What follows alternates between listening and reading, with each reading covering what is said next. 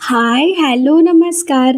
मी तुमच्या सगळ्यांची लाडकी रेश्माच किचनमध्ये तुमचं स्वागत करते. आज आपण आपल्या चॅनलवर पायनॅपल शिरा बनवणार आहोत. त्याच्यासाठी मी 1 वाटी रवा, 1 वाटी साखर, 3 वाटी पाणी, 1 वाटी तूप आणि पायनॅपल, थोडंसं मीठ, वेलची पावडर, केशर असं घेतलेलं आहे. सगळ्यात पहिले 3 वाटी पाणी एका टोपामध्ये गरम करायला ठेवायचं आणि त्याच्यामध्ये 1 वाटी साखर घालून घ्यायची.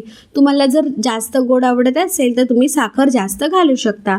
मग पायनॅपलचे छोटे छोटे तुकडे करायचे आणि ते सुद्धा साखर आणि पाण्यासोबत उकळून घ्यायचे, म्हणजे शिजवून घ्यायचे, म्हणजे पायनॅपलचे तुकडे मऊ होतात आणि पायनॅपलचा फ्लेवर पाण्यामध्ये छानपैकी उतरतो. अशा प्रकारे आपलं पायनॅपलचं सिरपसुद्धा तयार होतं. आता हे मी एका बाजूला ठेवून देणार आहे उकळायला. छान उकळून घ्यायचं. मग दुसऱ्या बाजूला एक टोप ठेवून घ्यायचा आणि टोप गरम झालं की त्याच्यामध्ये आपण रवा घालून घेणार आहोत आणि रवा छानपैकी परतून घेणार आहोत. रवा परतत असताना गॅसची फ्लेम आपल्याला एकदम स्लो ठेवायची आहे. स्लो ते मीडियममध्येच ठेवायची. एकदम जर फास्ट केला तर रवा करपू शकतो आणि त्याचा कच्चेपणा तसाच राहून फ्लेवर एकदम खराब होऊन जाऊ शकतो. आधी एकदम स्लो फ्लेमवर आपल्याला रवा 10 मिनटं परतायचा आहे.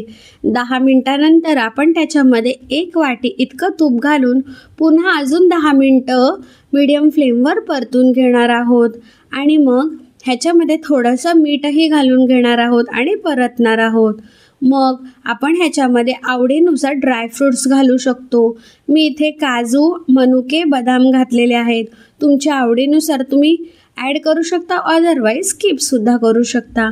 मग पुन्हा 2 मिनटं हे परतून घ्यायचे आहेत आणि मग जे आपण पायनॅपलचं पाणी केलेलं आहे, 1 वाटी साखर, 3 वाटी पाणी आणि भरपूर सारा पायनॅपल, तो ह्याच्यामध्ये ॲड करून छान मिक्स करायचं. सुरुवातीला तुम्हाला पाणी जास्त वाटेल, पण घाबरून जायचं नाही. रवा पूर्ण पाणी शोषून घेतो आणि मऊ लुसलुशीत असा आपला पायनॅपलचा शिरा बनवून तयार होतो. झाकण ठेवून 5 ते 7 मिनटं याला वाफ काढून घ्यायची आहे. या ठिकाणी तुम्ही पायनॅपलचा इसेन्ससुद्धा वापरू शकता जर असेल तर. नसेल तरी काही हरकत नाही. आपण जे पाण्यात पायनॅपल उकळवलं आहे त्याच्यामुळे त्याला छानच फ्लेवर येतो. अशा प्रकारे आपला पायनॅपलचा शिरा बनवून तयार आहे. तुम्हाला ही रेसिपी कशी वाटली ती नक्की कमेंट करून सांगा.